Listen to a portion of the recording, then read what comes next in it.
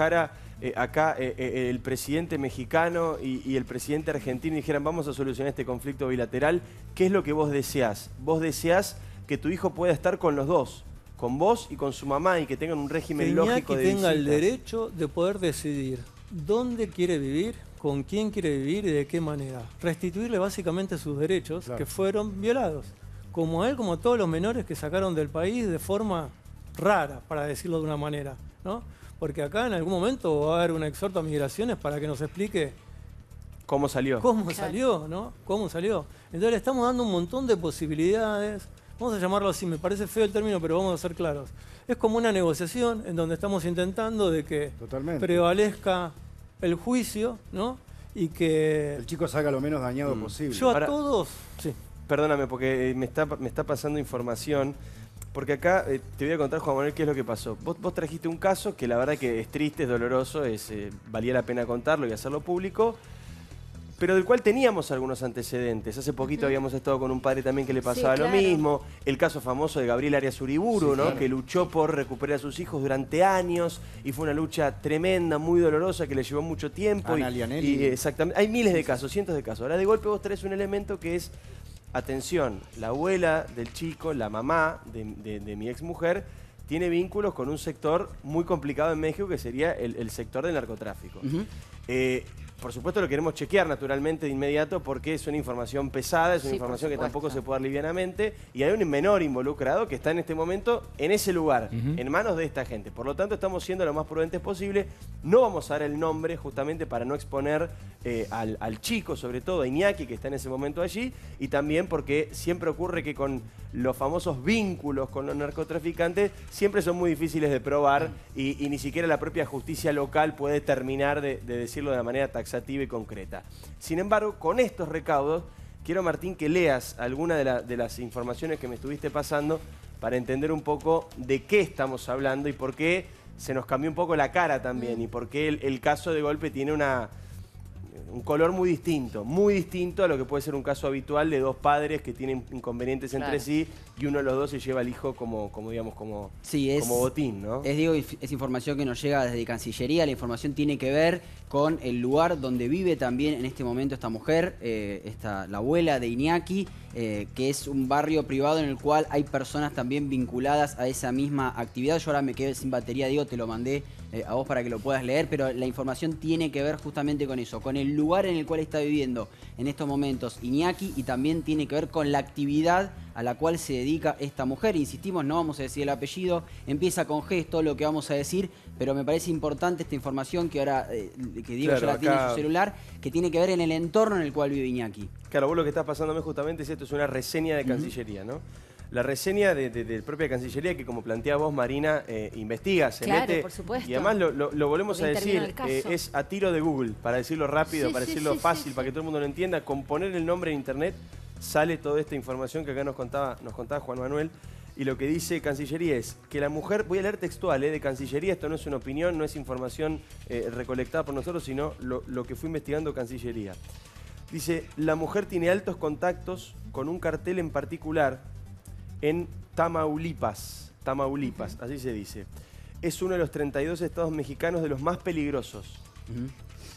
Pasaron de clase media alta a clase alta, o sea, hubo un desarrollo patrimonial, esto vos lo confirmás, Juan Manuel, también hubo un salto patrimonial en los últimos... ¿En cuánto tiempo? En los últimos 5 años, en los últimos 7 años. Más o menos entre el final de tu matrimonio con Cintia y este proceso en el que estuvieron separados. Dice, bueno, justamente que pasaron de clase media a clase media alta, o a clase alta, mejor dicho, y que se mudaron a un barrio privado conocido por alojar a distintos capos narcos. Es este barrio donde está tu hijo ahora. Exactamente. Donde está viviendo. ¿Tiene un nombre el barrio? ¿Sabes el nombre? Sí, se llama... Yo viví en ese mismo barrio. Se llama Náutico Residencial Tamaulipas, Tampico. Tiene 42 viviendas.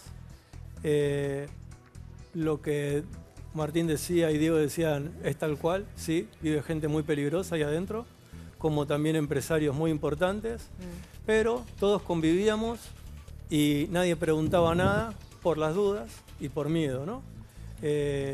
Ahora vos decías... Hay que ser muy claro con esto, perdóname que te interrumpa. Sí, no, por favor, sí. Porque esto acá en la Argentina no se sabe. Los malos no se abusan de los niños. Eso te Los quería malos preguntar. tienen ciertos códigos. Claro. Esto que está pasando en este mismo momento va a generar una repercusión en México porque los malos no quieren que los estén vinculando con este tipo de casos. Con Y maltrato tampoco a quieren niños. visibilidad. Y esto No. les da visibilidad. Pero también Un caso que tiene tengo un que ser correlato franco. internacional con Cancillería Argentina en el medio, la verdad que no creo que les dé gracia a los señores narcos. No, pero tengo que ser franco. Tienen este código rarísimo que tienen estos tipos de grupos tan especiales, donde les voy a contar un caso que es muy famoso en México. Una nena desaparecida, aparece muerta, entonces el gobierno de México dice que fue el narco. Resulta que en 48 horas el narco hace aparecer al que mató a la nena y era el tío de la nena, porque la nena había reconocido la voz del tío. Aparece colgado en un puente como los parecidos a los de la Panamericana que tenemos acá, Sí, sí. con la garganta abierta, la lengua hacia afuera y un cartel que dice, con otras palabras, dice, nosotros los malos no secuestramos niños ni abusamos de los niños. Y la realidad es que en Tampico no hay ladrones, no hay los, digamos, los delitos comunes y corrientes que podemos tener acá Pero en es un Buenos lugar Aires. manejado por el narcotráfico. Porque es la empresa más eficiente del mundo. El que hace mal su trabajo se muere. Tremendo lo que Dios estás mío. contando, Juan Manuel. ¿Vos creés que, bueno, yo iba a ir por ese lado, te iba a preguntar si creías que todas estas amenazas o esta violencia alrededor podían en algún momento tener como destinatario o como destino a Iñaki? Entiendo por lo que decís que de alguna manera te tranquiliza que vos creés que no se van a meter con Iñaki, que la cosa es contra vos por No ahora. solamente eso, sino que la razón, para ser más claro, y ya que fuimos tan a fondo, la razón por la que fueron a radicarse allá fue para protegerse de los inconvenientes que podían tener acá. Los inconvenientes de acá eran tan graves para personas normales como podemos ser nosotros, que únicamente gente como los malos de Tampico o Tamaulipas Los pueden cuidar. protegerlos. O sea, Claro, ellos porque fueron allá vos- buscando protección Claro. producto del desfalco que hicieron acá. Claro, Eso, porque vos esa es la historia conectaste que vos las cosas. reconstruís. Claro. Claro. Sí. Conectaste, digamos, los Y que pueden también- estar enojados acá con la protección que fueron a buscar Y allá. también quiero ser claro con esto. Cuando yo le cuento a Cancillería algunos de estos datos, primero les pregunto si quieren escuchar, porque vos estás obligando, estás comprometiendo a alguien en el momento que vos empezás a contar este tipo de Claro. cosas. Sí, claro. Eso por un lado. Por otro lado, también a veces puede parecer inverosímil la historia. Yo cuando he comentado parte de la historia porque estaba obligado, y únicamente porque estaba obligado, porque a mí los malos nunca me generaron ningún tipo de compromiso ni inconveniente. ¿Vos le decís los malos porque así se llaman ellos mismos? En México le dicen los malos. Le dicen así. En esa región le dicen los malos. Estamos viendo ahí a Tamaulipas en un mapa que hay atrás nuestro, enorme, gigante. Pensé que era más chica la región. ¿Toda esa región está básicamente controlada por el narco? Sí, sí, de ahí Wow.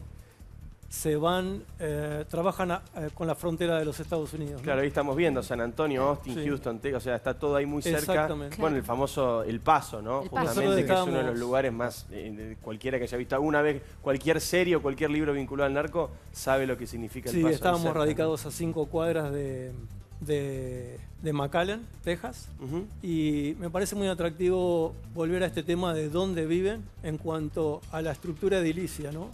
¿Cómo es? Claro, porque yo le explicaba, me decían que iba a ir Interpol y sacar fotos, todo, y le digo, están viendo otra película, les falta una película de México que no conocen. Como yo vivía ahí, se las voy a relatar para tratar de ayudarlos. Hay ahí empresarios, hay guerras entre golfos. Entonces, si vos trabajás con un golfo, podés ser víctima del otro golfo, no únicamente de la justicia. Ujú. Entonces quedás siempre de rehén. Inclusive, aunque no quieras cooperar con ellos. Esa es una de las razones por las que me voy. Porque quedás de rehén o quedás de rehén. Es como la famosa frase, plata o plomo. Entonces, o te vas de ese lugar o te quedás complicado. La realidad que es un lugar, como te decía, de 42 casas, si mal no recuerdo, en donde uno de mis amigos mexicanos, que tenía una embotelladora de agua, lo intentaron secuestrar con 2 patrulleros. Estás escuchando bien, con 2 Patrulleros. patrulleros. Claro. Él había contratado a gente del Mossad, ex Mossad, para que le den seguridad, para que le brinden seguridad en México. Entonces, con un plan secundario, logra salir de la embotelladora de agua, le avisa a la seguridad del barrio para que detengan a los patrulleros y no le permitan. ¿En qué seguridad en la Argentina, ni siquiera en Nordelta, existe la posibilidad de que vos no puedas permitir ingresar un patrullero, creo.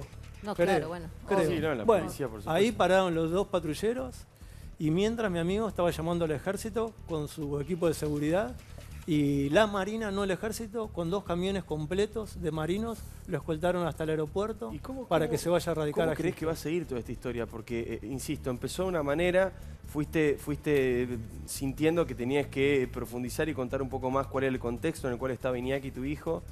Resulta que el contexto es tremendo. No recuerdo haber cubierto en 7 años que lleva este programa un caso con estas características, impactante. con esta profundidad. ¿Cómo crees que puede seguir esto? Porque es complicada la situación, es bien complicada. Y yo necesito de todos ustedes porque hay un momento en que a Cancillería se le van a acabar las herramientas, ¿no? Si nosotros no hacemos visualizar todo esto, alguien en la cadena del protocolo para la restitución puede ser comprado, ¿no? Entonces tenemos que tratar de que...